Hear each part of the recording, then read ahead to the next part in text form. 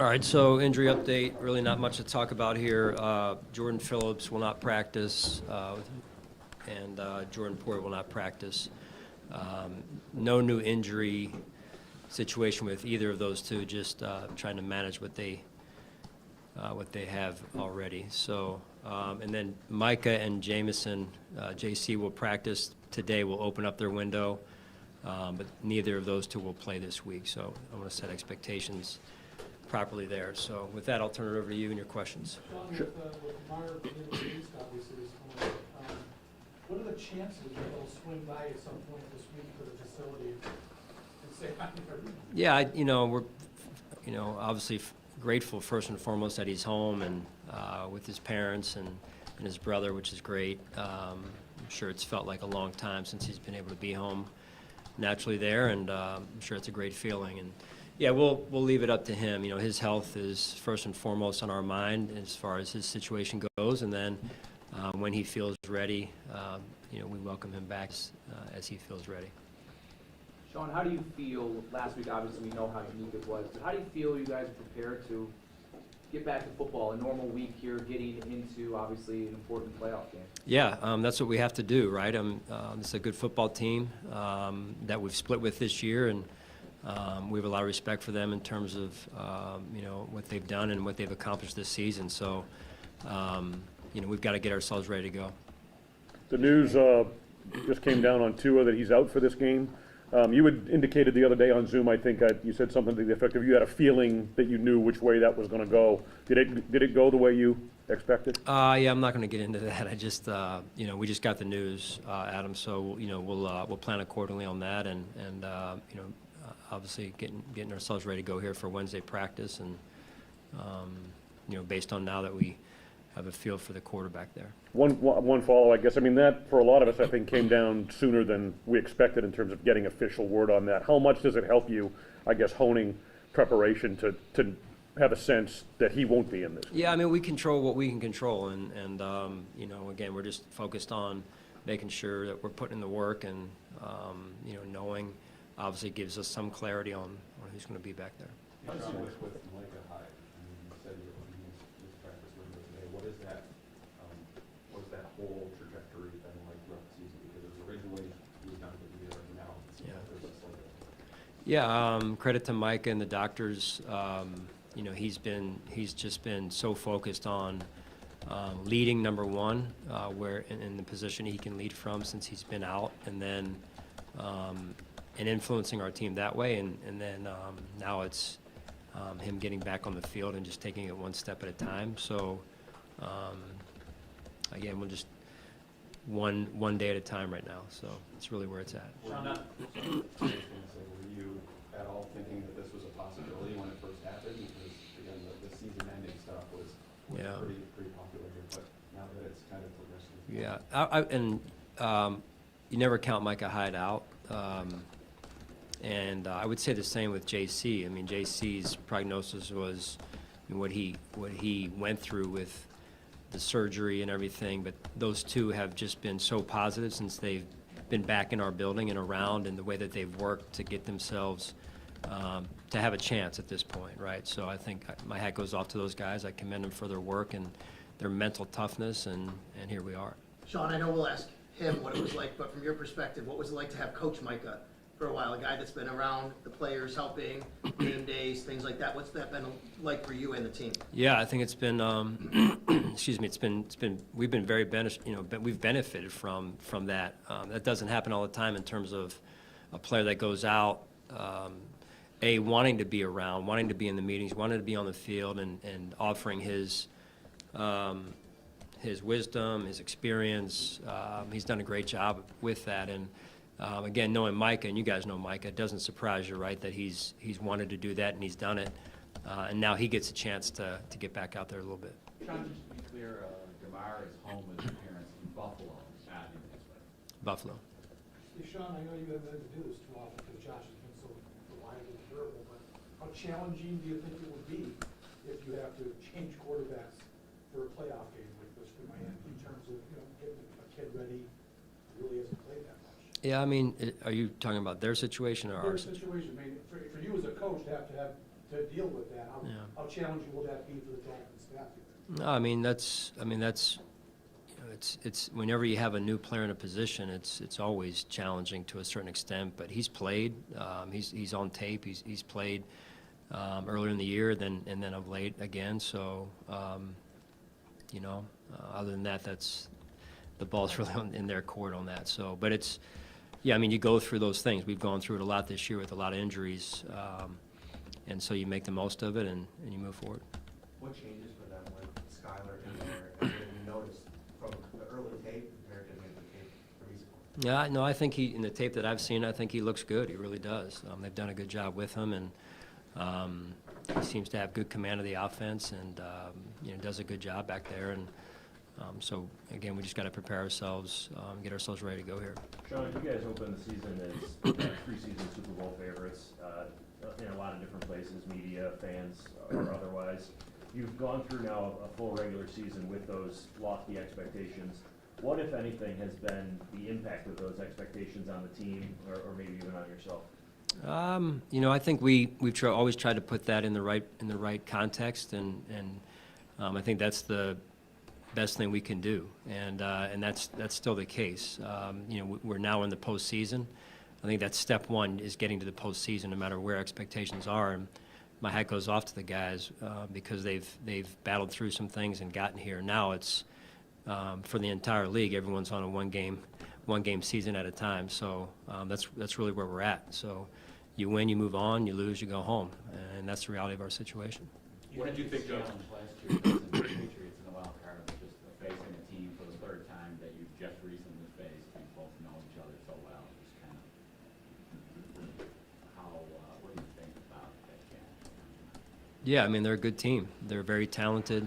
I believe they're well coached. You know, they've got really good speed on their football team. I know a lot gets talked about with 10 and 17 with Hill and Waddle, but their speed extends beyond just those two guys. So I think, you know, defensively they do a great job of, you know, giving you different looks and things of that nature. And then special teams, they've got a really good special teams unit, and it's well coached. This will be Mike McDaniel's first game as a playoff head coach. What do you remember about your first game as a head coach in the postseason? Yeah. You know, I mean, it's different, right? You know, you're certainly excited, you're amped up, and, you know, I think your perspective is a little bit different that first year. And so, you know, that's really where, when I think back to that first game that we had in Jacksonville. So, yeah. What did you make of Dean Marlowe and his ability to step in a tough spot? Obviously thankful that you were able to bring him in here when you did. Yeah, Dean's a trusted player that we've had. He's been around us for a while now, and you know, he's a good steadying force for us, and he knows the defense, and he has good rapport with Jordan and Micah. So he's done a nice job. Sean, how much was it to get a few days of break, to know that Damar Hamlin's home, and just to put that week beside you so you can move forward? How important was that, while keeping your thoughts on Damar, you know, Yeah. in his continued recovery? Yeah, and that's you know, that's what we have to do. Like I said earlier, and Damar is in his health and well-being is number one as far as that goes. Feel really good about where that is, though, and the fact that he's home and with his parents. And you know, for us, as Damar's dad has said to us multiple times, and Damar has mentioned as well, it's, you know, they want us to go do our job, and that's what we've got to do. Sean, this is one of the heaviest sports teams in the NFL. What type of challenge does that present for you guys? And how have you seen how they've had success with it? They've done some things pretty well. Yeah, they do. Like I said, they do a lot of stunting up front and give you different, you know, looks with pressure and bring in pressure, you know, off the edge, up the middle, zero pressure. They do a lot of that, you know, all the different multiple pressure looks. And so it's a challenge for you, and, you know, we'll just see where it goes. You know, we saw a lot of it in the first game and some more in the second game. And so that's why we got to get out there on the practice field. Sean, I know you talked before about the speed of the game for a young player, rookie. from camp to preseason, preseason to regular season, and now regular season to postseason, how it ticks up a little bit. How can you prepare them for that in any way? Yeah, I mean, that's where the preparation comes in. You've got to put the time in, put the work in. That's really what it comes down to is making sure you're prepared to do your job. Sean, do you remember what you were doing 6 years ago today? You probably do, though. That's a little weird. You were sitting in, the Ed-Pro training center. You got hired 6 years ago. Is that right? Okay. Awesome, man. Does time, What a does blessing. time fly by? What's that? Oh, yeah. Is this someone's thing whose batteries? Yeah, I mean, time does fly by. It's amazing to think about. I have a picture of my family in my office, and Derek and his staff gave it to me, and to see how time flies, those of you with kids, you just look at your kids and how quickly things change, and just as a good perspective lender for me in my mind of, man, when we got here, my littlest one was, maybe she was, let's see, I think she was just 2 years old, or barely, maybe 1.5. So, yeah, it flies by. Very grateful for being here and becoming a part of this community with my family. It's been great. I recognize that you're not much for self-reflection this week, but Yeah. when you think about how far this organization has come in those 6 years, what comes to mind? Again, blessing from God, and just feel that there's been a lot of, people like the muscle, if you will, just the amount of work that's gone into it across our organization, in the community. I feel really good about that. I really do. I feel I'm just one part of it, right? One piece of it. Teaming up with Brandon, teaming up with now Ron, and of course Terry and Kim. It's been, you don't realize, everyone wants a job, right? As an assistant coach, you work so hard to get one of the jobs that are out there, and you don't realize how important that fit is with a city, with an owner, and with a GM, and so. And then, the way that our players have handled things is, my hat goes off to those guys as well, because we've got good people in that locker room. Sean, what do you think is the biggest lesson you've learned over these last 6 years? Boy, you talk about that first playoff game, I guess, like, you think you're ready, and then six years later,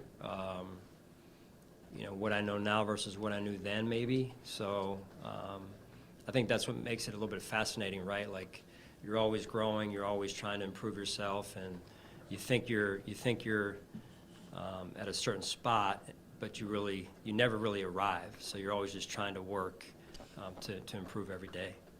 Well, we hear Buffalo that the set the game. huge advantage in the playoffs, hosting a playoff game in Buffalo. Well, I'll start with our fan base. I mean, I think that's where it really starts. And listen, outside of that, it's who plays the best. At the end of the day, that's who's going to win the game. So, our level of play is what's most important. That's where the game will be decided. We love playing in front of our fans, and it's a tough place to play because of our fan base. Sean, we hear a lot that the game slows down for players the more you rep it. Does the game slow down for head coaches, in particular in the postseason, when you look back to that first one? Did things kind of slow down for you as well? Yeah, again, that's what I think as whether you're a position coach or a head coach in this case, it does. Experience is a great teacher, and the more you're around it, I was thinking of the many head coaches that you talk about, the Andy Reids, the Bill Belichick's, Pete Carroll, who have been through so many games just through just multiple seasons. Coach Harbaugh, and how slow the game must be to them. I think there was a stat the other day I saw on television of the amount of times that Baltimore has played whoever they were playing. I think it was Pittsburgh at the time, a couple weeks ago maybe that was, and the amount of times that Harbaugh has faced Mike Tomlin, I think it was up in the 30s or so. That fascinated me, just because just two coaches who have been at it for so long, the wisdom that they have, and how the game is maybe slowed down for them, like you said. Sean, how do you get your young guys ready, especially the ones who haven't played in the playoff game, because it is such an investment? Yeah, preparation. They've got to put the time in. Obviously, the leaders on our team have to lead by example with focus and preparation themselves. And then it's, they've got to do their part. These young guys, no one's going to hold their hand. They've got to get themselves ready to go. Your team has endured a number of challenges this year. A lot of good news in a short amount of time. Damar Hamlin's progress, Micah Hyde returning to practice. Do you sense the tide might be turning a bit here in a positive direction? You guys are great, man. This is now we're just focused on this game. Honestly, I appreciate where you're going with that, but this is not a soap opera. So we got one game to get ready for, and that's really what we're focused on. All right, thanks, guys. Thanks.